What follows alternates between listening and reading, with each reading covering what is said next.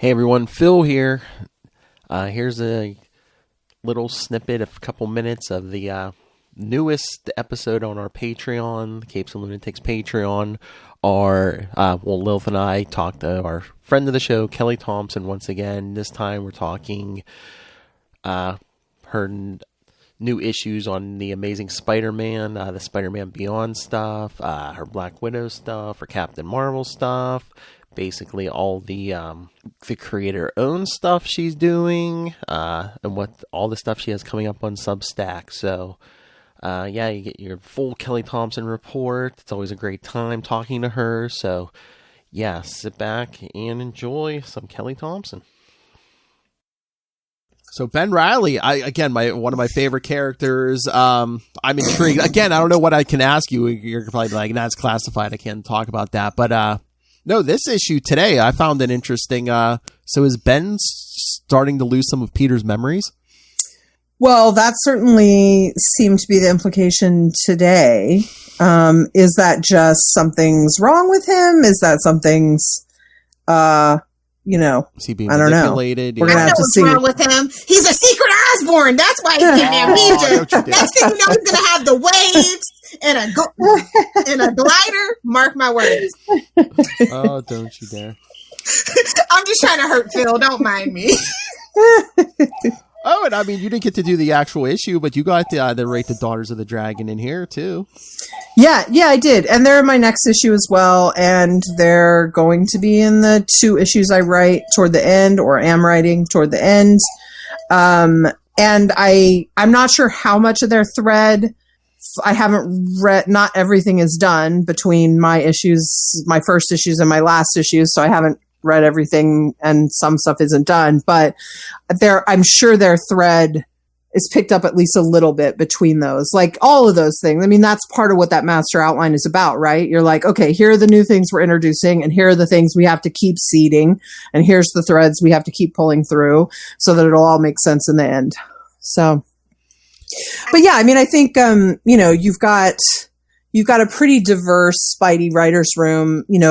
We were looking for characters that we were interested in using for the Spider-Man lore, and a couple of us in particular, I think all of us were, but some people it was maybe a little more near and dear to their heart, were, the Spider-Man franchise, with the exception of Miles, is, a particularly white look. It's like most of his antagonists, most of his family and friends, most of his important connections. And so it's very quickly, when you're building that book, it's very white, and none of us were terribly interested in that. It doesn't seem like a very clear reflection of the world. And so it was important to us to make it very much a Spider-Man story and still use a lot of those characters, but to find ways to bring in some people that were new and interesting. And Daughters of the Dragon was someone that we thought were particularly interesting. They already had a connection, or Misty did, with Ben from some Iron Man stories that recently happened. Yep.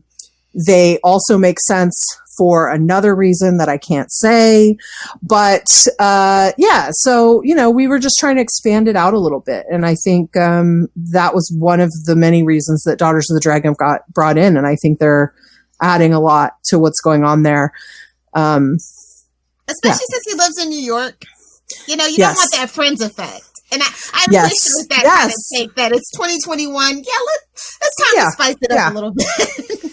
Yeah, it just, I think everyone felt that way. Like, it's a real tough thing, because you don't want to monkey around with those long-standing characters that people have a lot of affection for. Like, you want to be true to that stuff, but it's from another time. And so it does feel dated in that way. And so what are the ways in which we can both respect the Spider-Man lore and all those characters, and still bring something new to the table that feels maybe a little more 2021, I mean, listen, Miles solves a lot of that, but we knew, because of our plotting, that, Miles wasn't going to be able to be there from the jump because of what we were doing, because we had to punt the issue of Miles going, what do you mean you're Spider-Man? If we're authorizing Spider-Man, I'm standing right here already. I'm in the suit. Like, what do you think you're doing? So like that stuff we knew we couldn't do at the jump. We had to wait a bit. And so,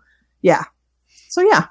Well, that's going to help too to have his current writer in there too. Yes, yes. Well, that's why I made a joke because when they first started making announcements and everything, I mean, it's Spider-Man, so people get very intense about it.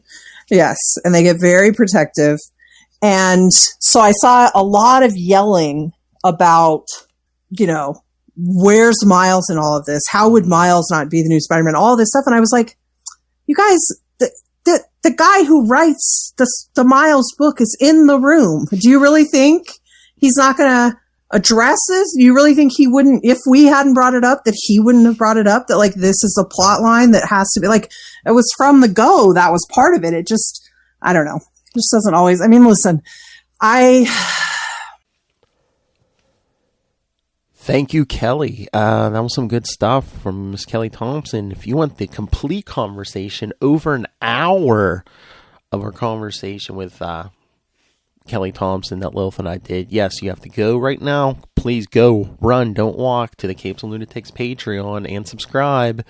As little as $3 gets you the audio, $5 gets you full video. So, yes, once again, we're on our own.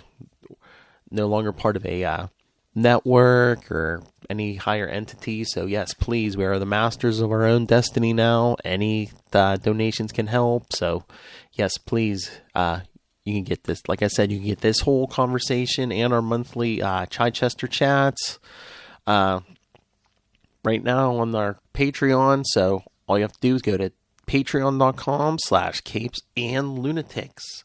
Thank you and hope to see you there.